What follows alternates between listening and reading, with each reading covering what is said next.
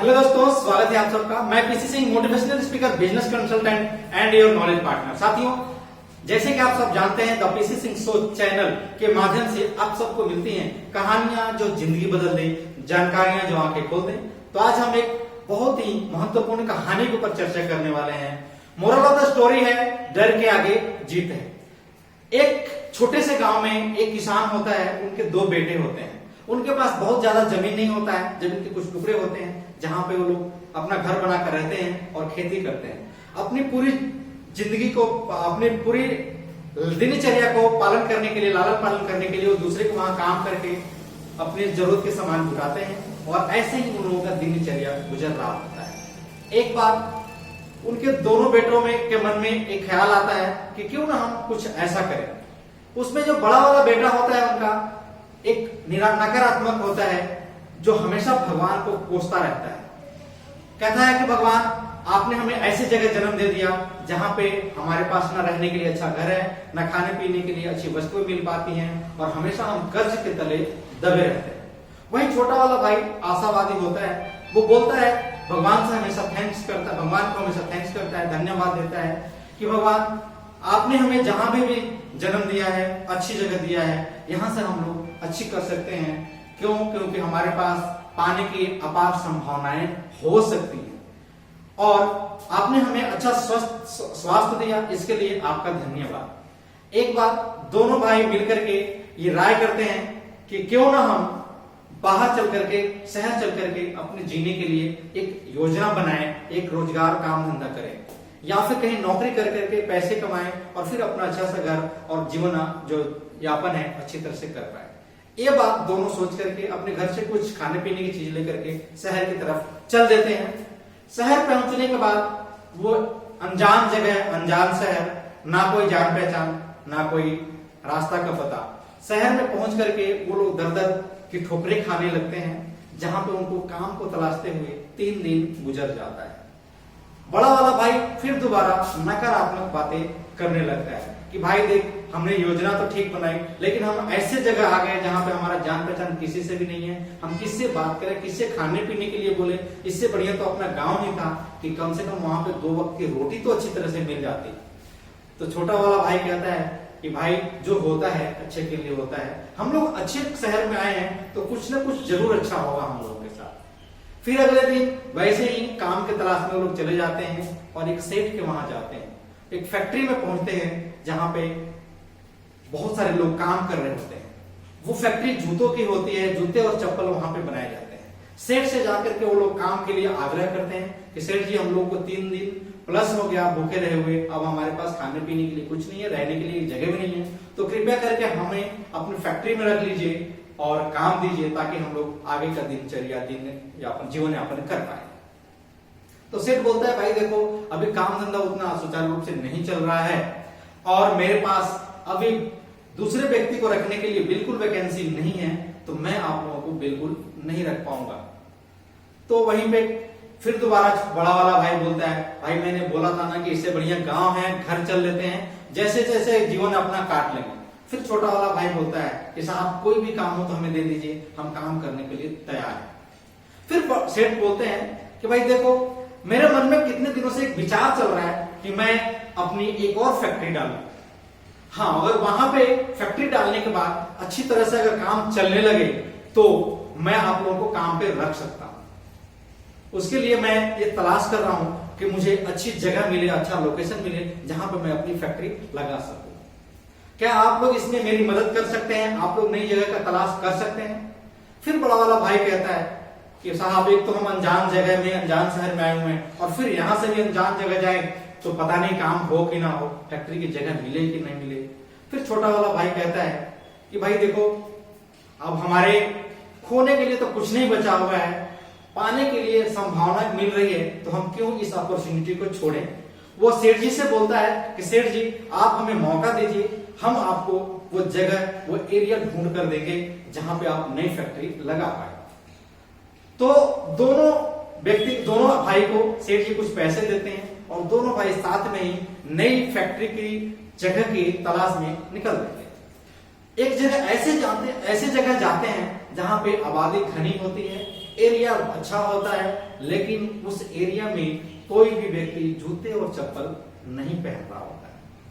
उसका भाई फिर निगेटिव कहता है कि भाई ऐसी जगह आ गए जहां पे ना जूतों की डिमांड हो सकती है ना चप्पल की डिमांड है, यहाँ पे फैक्ट्री लगाना कैसे अच्छा होगा, और वैसे अभी हम लोग बहुत परेशान हैं। तो उसका छोटा वाला भाई कहता है कि साथी दोस्त भाई मेरे, हो सकता है कि यहाँ से हमें एक नई ऊर्जा मिले, नई ताकत मिले, नई पहल मिले।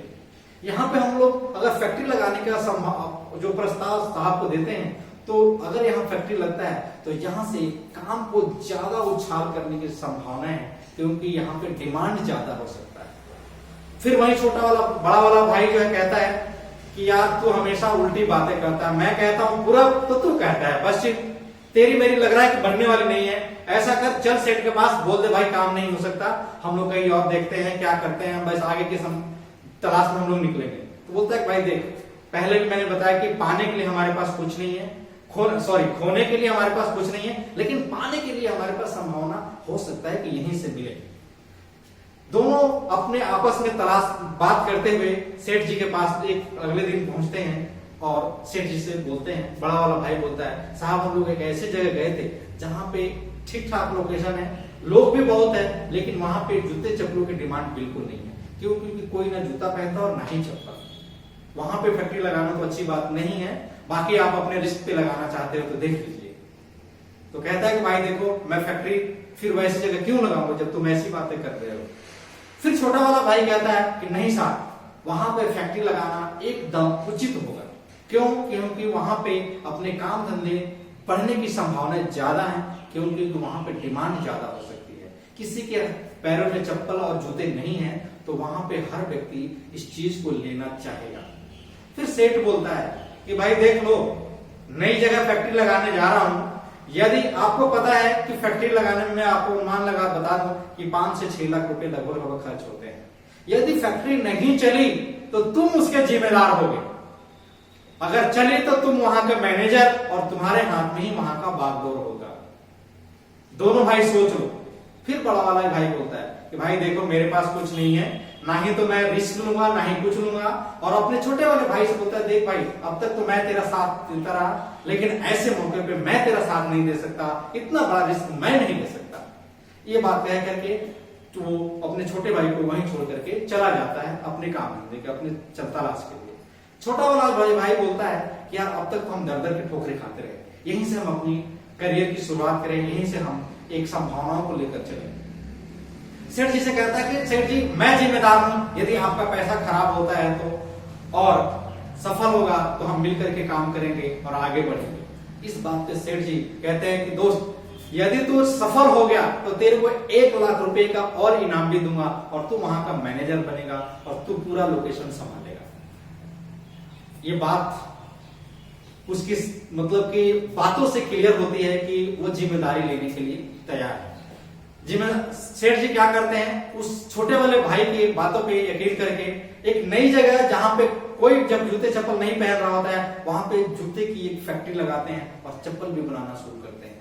जब जूते और चप्पल बनने तैयार होते हैं धीरे धीरे वहां पे डिमांड बिल्कुल ना के बराबर होती है। फिर छोटा वाला भाई उसका क्या करता है कि अपने पैरों में जूते डाल करके और एक जूते और एक चप्पल की जोड़ी लेकर के गांव में चला जाता है और लोगों से इसका अनुभव शेयर करने लगता है कि यदि आप और इस जूते और चप्पल की जो फीचर्स होते हैं, जो फायदे हैं, वो उनसे शेयर करने लगता है और उनको पहनने के लिए थोड़ी देर के लिए डेमोन्स्ट्रेशन के लिए जूते भी देता है और चप्पल भी देता है और दिन रात मेहनत करता है ताकि वहां से वो जूते और चप्पल का डिमांड शुरू हो जाए।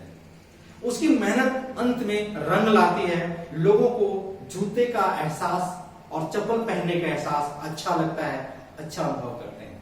धीरे धीरे जूते और चप्पलों की डिमांड वहां पे बढ़ने जाती है, बढ़ती रहती है, बढ़ते जाती है, बढ़ते जाती है और एक समय ऐसा आता है जो उस सेठ के पास जितनी भी फैक्ट्रियां थी उससे बहुत ही ज्यादा वहां की डिमांड बढ़ जाती है, वहां पे इनका जो कारोबार और ज्यादा फैलने लगता है। इस बात से खुश होकर के वो सेठ जी जो है उस छोटे वाले भाई को 1 लाख की जगह पे 5 लाख रुपए रहने के लिए फ्लैट और वहां का जो फैक्ट्री है उसका मैनेजर बना देते हैं और वो छोटा वाला भाई बिल्कुल अपने दुख भरी जिंदगी से एक नए सफर का शुरुआत करता है, सुख भरी जिंदगी में कदम रख देता है। साथियों, मोरल ऑफ द स्टोरी कहते हैं ना कि जब सारी दुनिया कहे कि अब कुछ नहीं हो सकता, तो वही वो वक्त होता है कुछ कर दिखाने का। अगर यदि हम रिस्क नहीं ले सकते तो हम अपनी लाइफ में कुछ नहीं कर सकते। अगर हम रिस्क लेने की संभावना रखते हैं तो जीतने के भी बहुत सारी संभावना होती है। कहा गया है, डर के आगे जीत है। जीत उसी की होती है जो एक उम्मीद की किरण जलाता है। माना कि अंधेरा घना है, लेकिन उसमें दीप जलाना कहां माना है।